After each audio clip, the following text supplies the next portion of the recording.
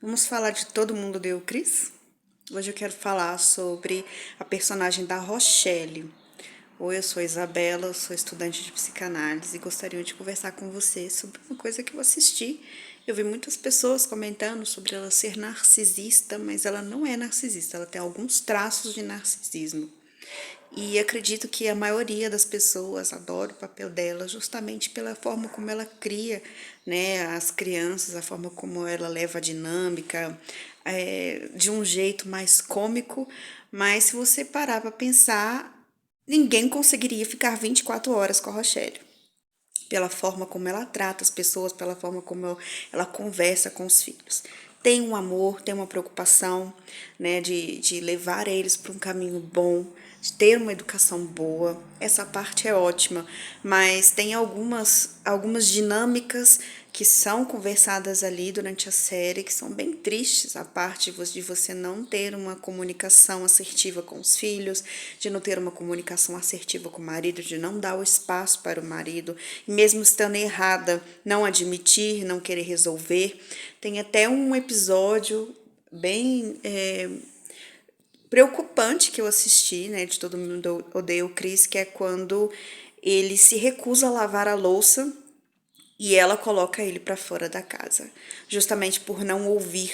Então, justamente quando ele começa a se questionar, poxa, por que que só eu tenho que lavar a louça, sendo que eu trabalho, eu estudo, sempre sobra para mim, né? Não tem uma divisão certa, não, divisão de tarefas, não tem uma justificativa plausível para aquilo ali.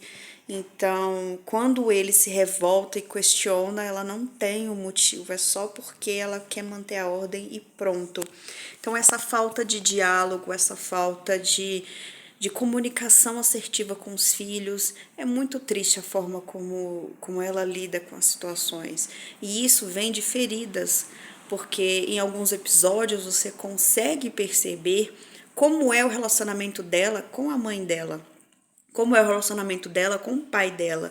O pai dela é a parte mais amorosa, o pai dela é a parte mais que conversa mais, que seria mais o aspecto feminino, essa coisa de ser mais sensível, essa coisa de demonstrar mais carinho, e já a mãe dela é mais autoritária, a mãe dela é mais.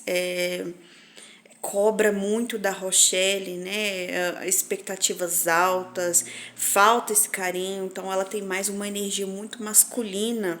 Então essa ferida dela vem da infância, da forma como ela foi criada e a dinâmica que ela teve na infância dela.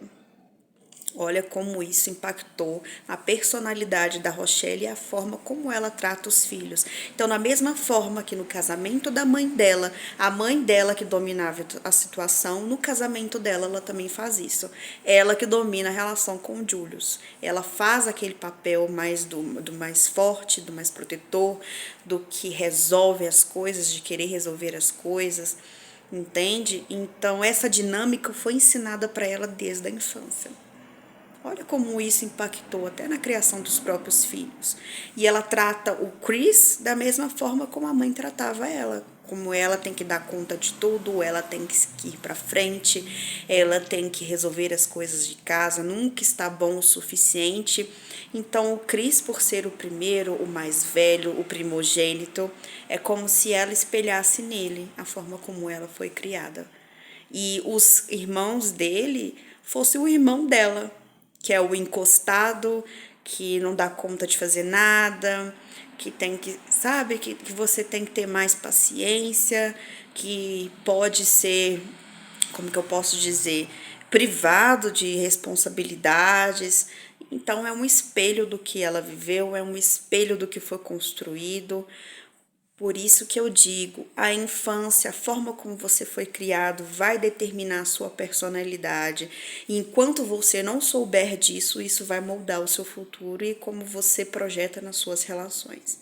Me diga aqui nos comentários como foi a sua criação.